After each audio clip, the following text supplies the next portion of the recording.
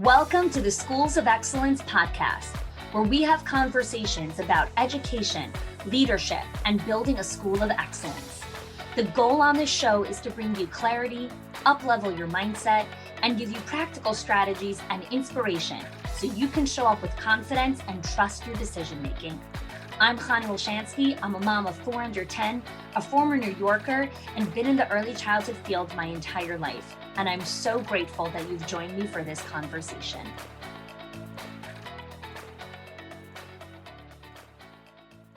Hey there. Today is a super exciting episode that we're dropping here. I had a conversation with a good friend of mine, Scott Wayman, who's the CEO of Kangarootime. And Scott and I do a bi-weekly show called Owners Only Conversations, and we stream it on Facebook. And this week when we streamed our show, the focus of the show was around work ethic and redefining what it means to be a good employee. What does it mean to have work ethic in today's economy? And the conversation really went in so many different directions around immigrant children. I'm a child of immigrants. I'm a first-generation American. I speak 4 languages, actually, and how I was raised and grew up around what work ethic means. And Scott was talking about his experience in corporate America and what work ethic and how that was defined for him as well. And then we really dive into cultural norms and how to really shift the narrative and the conversation, how to create a culture of transparency and really normalizing what it means to have difficult conversations, lean into conflict, lean into the discomfort, embrace the suck, and really understand that building and sustaining schools of excellence and the leadership that it entails is so much around understanding what work ethic means in your company, in your culture, and for you. So I hope you enjoy this conversation. It was super enlightening for me. I always love talking to Scott and excited for you to dive in and create your own definition of work ethic.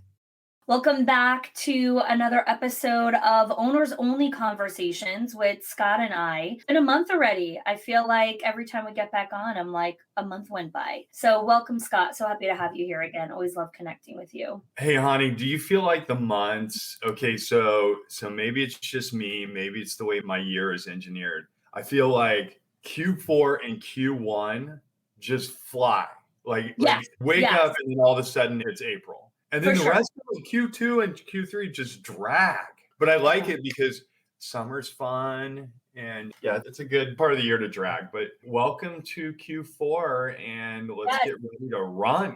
Yes, it's so funny. October for me is always this time where I think about next year. I always take a couple days for myself, away from family, from business, and really just take time alone to think about where do I need to dream bigger? What are the next opportunities? Who do I want to cultivate better relationships with? So I'm asking some of those questions and really take that time for myself. But today's conversation is not so much about goal planning as much as it is about work ethic and what's happening in the workplace right now. So this conversation is always really targeted towards owners, towards CEOs, and what they're really seeing in the workplace. And a lot of the conversations that I've had just in the last 2 weeks since I've come back from this holiday break is really around the new state of our childcare industry, of the educational space, more so from a place of work ethic. So I want to kind of just give context to everyone who's watching, and then I've got some really fun questions for you. So I find that a lot of people who are older, what I mean, 35 and above, really have a very different, and again, this is a huge generalization, but in general, have different viewpoint around work ethic. It's not just about what do I get, what do I need, what is my paycheck, what are my benefits, what is my PTO, but it's also so much about what can I give the company? Where am I adding value? Where is there opportunity for me to grow? How can I help the CEO do better? How can I help the company do better? They're asking a lot of those questions of how can I provide value? Whereas today we're seeing a lot of self-advocacy in the name of self-advocacy of, hey, I need a raise, I need a promotion, I deserve this, I'm doing this, I'm doing that, not realizing that it's really a two-way street. It's not the CEO's job to constantly just pour into you without any expectation of anything in return. You're not a child. You're not my child, right? My child I give with no expectation, right? So talk to me a little bit about what you're seeing, Scott. We're in a similar industry. You're in software, so I know your company has a little bit different dynamic, but would love to hear just some of your thoughts on work ethic right now.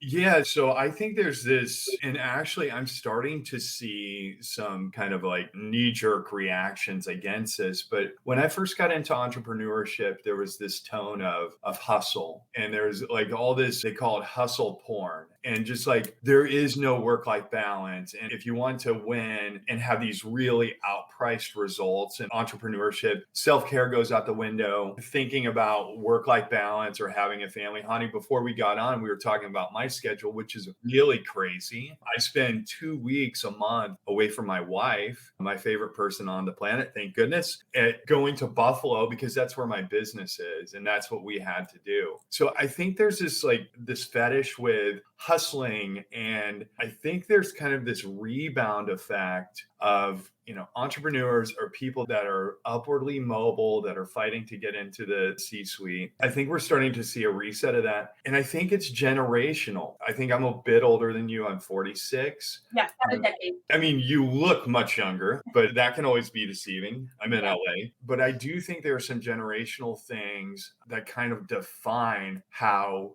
we view work ethic. And I know for our customers that are entrepreneurs, our partners that are building body, souls, and minds inside their centers, and they're trying to recruit staff, I think their reset and view of work ethic has to be very different, right? Like, honey, I know when I got out of college, the coaching was go eat crap in corporate America for 10 to 15 years. Try to make a great career for yourself. You're going to make no money. It was boiler room times. You're going to work 45 to 60 hours a week if you want to hold your own and compete in this economy. And I think that's changed a bit, and probably for the better. I think Sure. there are good components of not working yourself to death. Yeah. So, and I think that's where this is an ongoing dialogue, because while I think the way I was raised or you were raised, or so much of the mindset of work was extremely unhealthy, right? To the extreme of never taking a break, of never sitting still for a moment, never taking time to pause, to really assess the quality of your decision making, to assess the quality of the team that you're building, the culture that you're building. So I believe we're making strides in a beautiful direction. We're talking a lot more around culture, work-life integration, the quality of life that our employees have, right? Not just about what can I extrapolate from my employees and how much can I squeeze them, but we're asking better questions. I also think that in any time we go in a different direction, we pull some things from the other side that aren't necessarily the right thing or what's healthy for the business or for the economy. And I think that is where we're seeing weak-minded, so not physically weak, weak-minded individuals entering the workplace, where the moment there's conflict, they're out the door. The moment something is challenging, they're like, I don't need this. The moment something has a confrontation, I'm calling it a mental health day. And so we're seeing less resilient individuals coming into the place and expecting to be cushioned and coddled. And it almost has become the responsibility of the owner to constantly, like, I feel like they're playing like pool, right? They're like, okay, what hole do I put this one in? And how do I design this? Like, it's a lot of strategy and emotional energy that I don't think is necessary for the owner to exert. So I want to hear from you. And for those of you that are watching live or watching the replay, let us know some of the stuff that you're seeing in the workplace from some of the younger teachers that are coming in as well. So let's talk about that, where it's a little bit of an entitlement culture. We've kind of shifted in a completely different direction. So, honey, I think about the millennial as an archetype, right? We've tried to study what creates kind of like the euphoric experience. Let's go beyond a place to work. We're cool with it.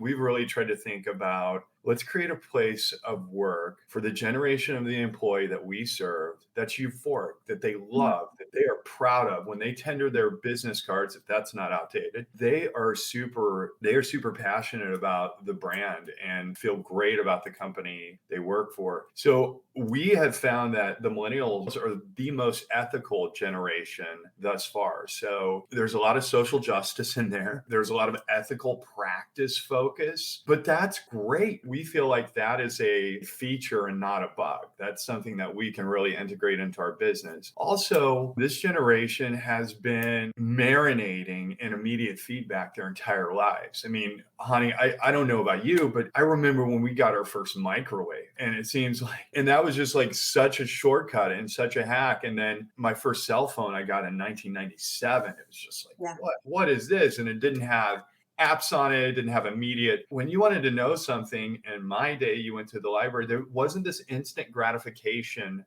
kind of like culture, right? And I think we have to lever that. Yes, you're right. Is resilience a feature in this generation that we're seeing? No, but could it become one? Could we have tough times ahead? And honey, I don't know about you, but in my career, I launched out of college in 1997, really kind of tough economic times. Things started to maybe improve as I started my career. Then we had the dot-com bomb, and then 2007 happened. There have been times where your career and my career just blew up. The economy wasn't, we didn't have kind of like this. I just don't remember bailouts. I don't remember PPPs as I was coming up. It was kind of like if the economy was demolished in 2008, all your friends lost their houses and we all lost jobs. And were we going to be standing in a breadline like Russia? I do think those conditions create some resilience. And I don't think this generation is without resilience. I just don't think it's been untapped yet. Okay, so let's dig into that a little bit further, right? So technically I'm considered a millennial, right? I'm 34. Yet in 1997, I was still in elementary school, right? So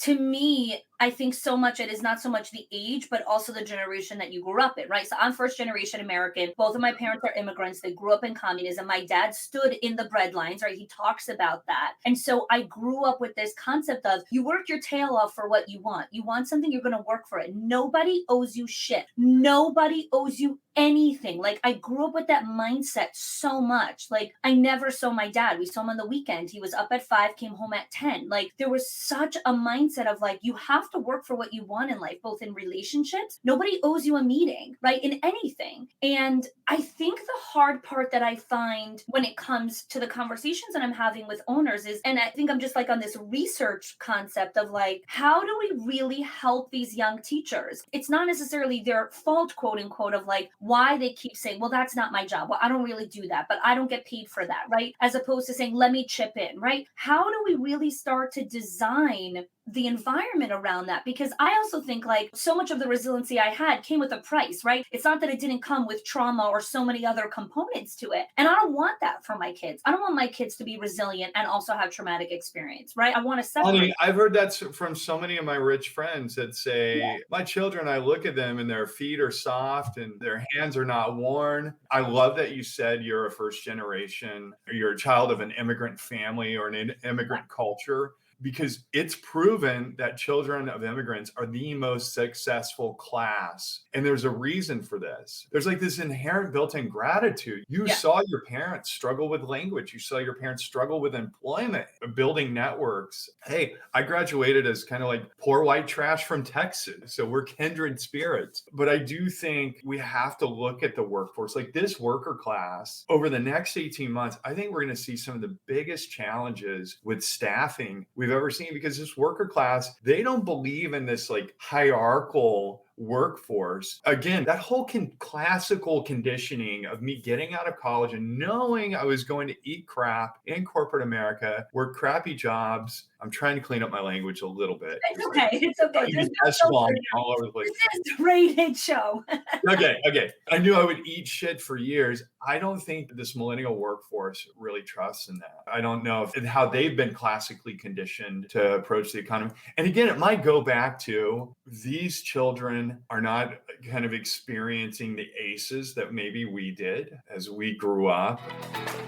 You're a school leader who wants tools, resources, and just plain strategies of how to really lead your school and build a school of excellence. Well, I created something called the School Leadership Toolkit, which has over 10 resources covering topics like parent-teacher relationships, difficult conversation, teacher appreciation ideas, and time management, along with to-do list management. Some of the things that you get in this School Leadership Toolkit is how to lead parent-teacher conferences. This is a masterclass training and to show your staff so that they can lead conferences with ease. We have a parent partnership blueprint, which is the step-by-step formula for authentic parent relationships. I have a training on how to get your to-do list done and how to create your calendar for one-on-one meetings with staff. I have tools on how to filter distractions so that you can make the best decisions, and reflective questions to ask teachers for goal setting and performance reviews, along with so much more. This mini toolkit is actually just the thing that you need to kick off this amazing school year and give you the confidence and the ability to trust your decision making as you head into another amazing year. Go check it out, the link in the show notes, or go to hani.me/toolkit.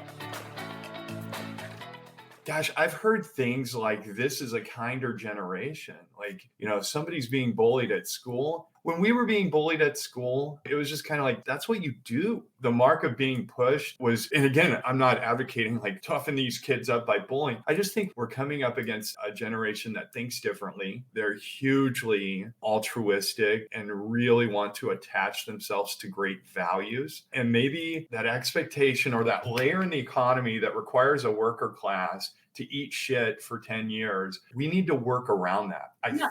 Yeah. So there's so much in what you're saying here. There's truth to each thing, right? Like, it's not that bullying made me stronger or whatever it is, right? Yes, it did. And it came at a price, right? I was the only kid in a 500 kid school that had red hair. The only kid. Right? I don't know why. I had magical genes from my parents. I was the only kid with red hair. I was bullied to death. Like, who had red hair, right? So now again, it makes you stronger, right? Now this is like a hallmark of like, I was in Italy in the Colosseum, and like the Colosseum is huge, right? This is back in 2017. And there's thousands of people there. There's hundreds of different tours. And I hear someone calling my name. And I'm like, okay, is that my name? Like, who recognizes me here? Anyways, I turn around. Turns out it's a client of mine from New York. She happened to be there. I'm like, how did you recognize me? She goes, Hani, signature red hair. I'll see that anywhere. I'm like, awesome. I've been spotted. Right. So that total side note. But let's go back to the bullying. Let's go back to what you were saying, where like there's a conditioning of like, yeah, you're going to start at the bottom of the ladder and you're going to work hard to work your way up. Right. And it was an understanding that you wouldn't be treated well at the bottom, or you would have to be, eating garbage at the bottom. I have a question about, because I think it's less of work your way up. I think it's so much more of how do we design a place where there's a reciprocity, there's a little bit of a stronger minded around. Here's a question that just came up, and I'm curious your thoughts. I was talking with an owner who wants to promote, who's an amazing teacher to director, and she's like, this person I think should be an amazing director, but she only wants to build relationships with staff. She doesn't want to hold them accountable. She doesn't want to have to follow up on them. She doesn't want to have to do any of that. I'm like, that's the job. The job is to hold people accountable. If you care enough about someone, you're going to hold them accountable. If you care enough about someone, you're going to have difficult conversations. And I think that's where there's such a misalignment, where if I love you, then I'll never hurt you. If I love you, then I'll never say anything not nice, or I won't have a conversation. Why is it this or that? I think that, yeah, as leaders, and we've had this conversation so many times about leadership. Leadership is, in my opinion, 90% of it is your handling of those tough conversations and your thoughtfulness. Like, my wife was telling me that she works for a huge company, and there are rumors about kind of their management tier, and they'll hire these grad students, and she'll come home once a week and tell me about kind of like a lack of EQ, these tough moments where you can have these just wonderful conversations that give everybody benefit of the doubt collateral. The manager, the employee, and they just botched. It's, I need you to do this because of this, because it's your job. And I want a pay raise too. I know you want a raise, but I want a raise too. Stuff like that.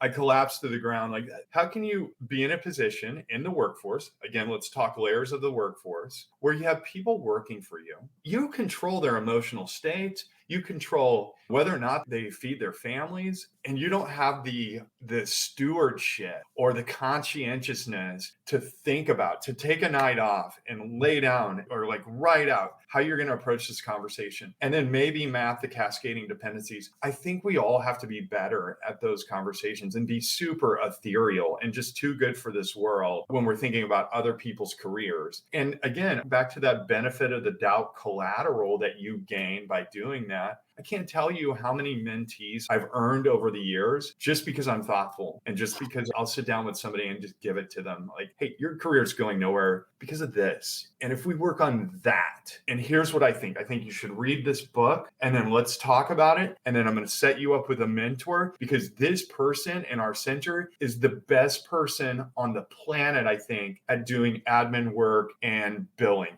You do all the other stuff great, but I want to level you up here too, so so that you're prolific and that you have like the whole package. You said something interesting around leaders really being intentional about difficult conversations and being intentional about how they enter the conversation, how they kind of navigate through it. I always have a sticky note here before I prep for a difficult conversation, and I have three things. It's be curious, be brave, and clear as kind. And the reason for that is because I always want to make sure that I'm asking questions and I'm not judging. So leading with curiosity. Being brave is that I have to remember that I have to say things that even if it makes me uncomfortable, makes the person uncomfortable, I care enough to tell them about it, and not being evasive, really being clear around what my expectation is and around what the opportunities are when it comes to that. But I think when I think about work ethic, stronger minded team, like strong teams, like mentally tough teams, I think there's a new narrative that needs to come into the educational space around conflict is normal. Difficult conversations is part of leading a business. Being uncomfortable is okay. You don't need to love your coworker at every single moment of every single second of every single day. It's okay not to like her in this specific moment. It's not okay to play passive aggressive behavior. I think there are certain things where we've raised a generation of people, the moment discomfort comes in, the moment something doesn't feel right in their perspective, in their lens of the world, they're bailing. And it never gives them an opportunity to take something deep enough, to take something further enough to say, have I really given this my best shot?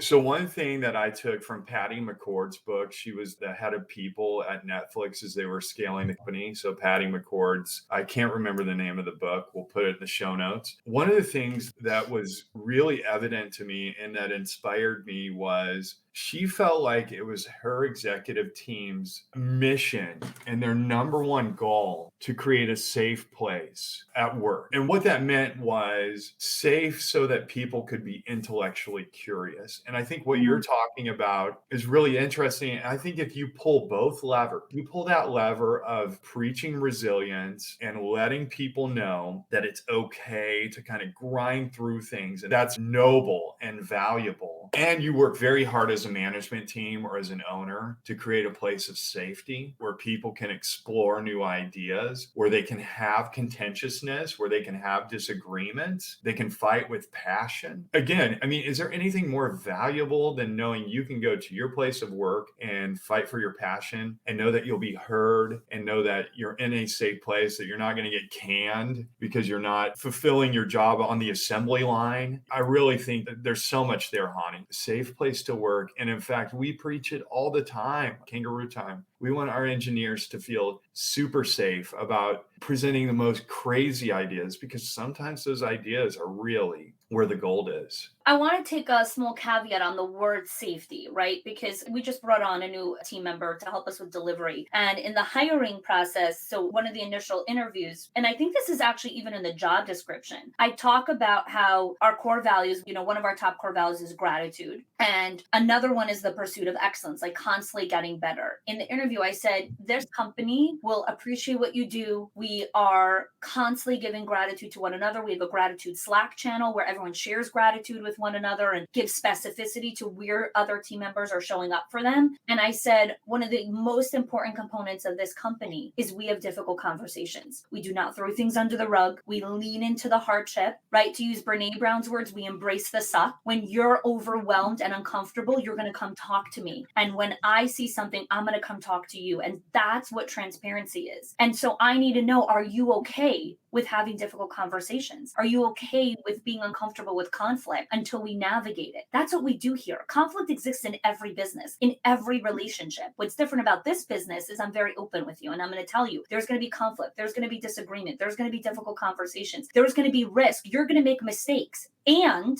I promise that I will lean into all those conversations with you and make sure that you're seen and heard. And for some people, that scares the crap out of them and they run for the hills like, no, thank you. I don't want to have any of those conversations. But for the right person, they're like, I'm in. Like, I'm in. And honey, I think if it's positioned, like you said, as one of your core values, I think we try to lean into a culture of sharing. We talk about a culture of sharing. We have multiple teams working on different things. We have to kind of like create this culture of sharing, because if you don't have a culture of sharing, you can have a culture of gossip. Oh, that's the flip side of the coin. Yes, it goes the exactly. other way. And I think Yeah. really Yeah.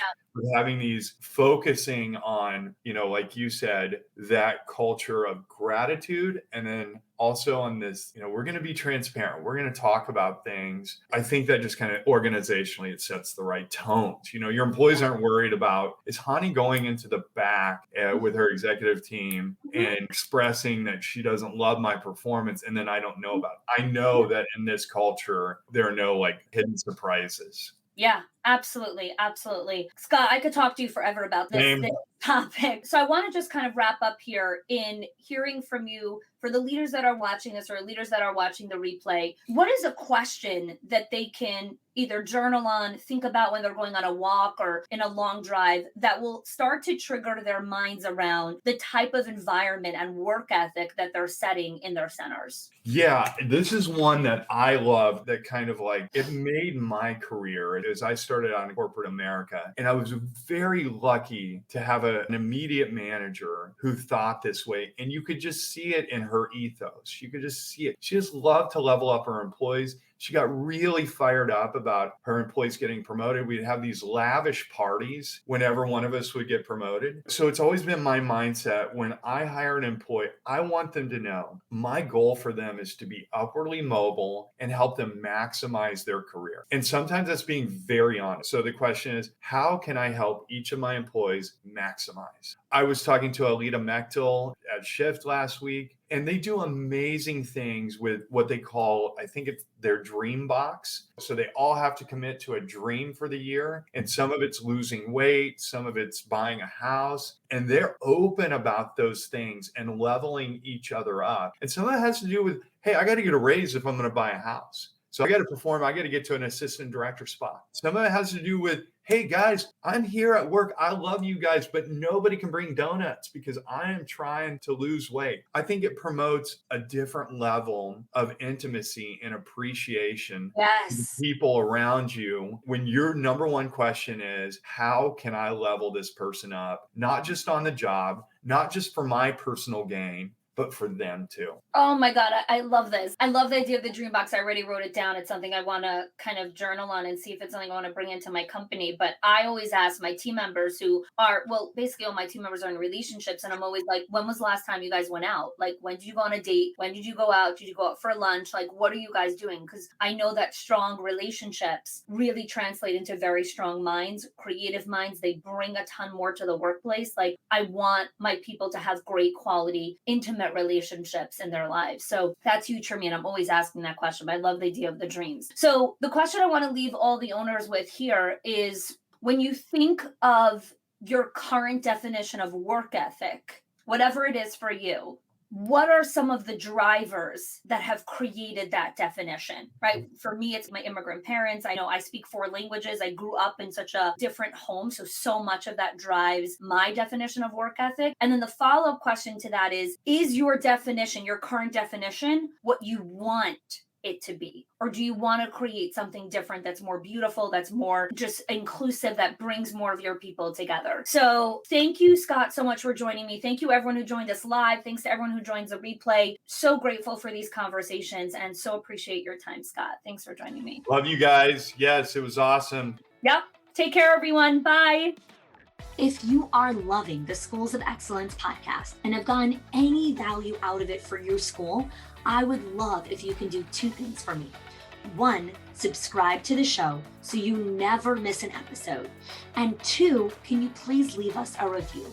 Reviews help other school leaders know that this is the place to learn how to build a school of excellence. And I would be so grateful if you can do that for us. Your help and support makes this show to be able to be listened by the thousands of other school leaders all around the world. Thanks so much for listening, for giving us your time and attention each and every week, and I appreciate that you have joined us.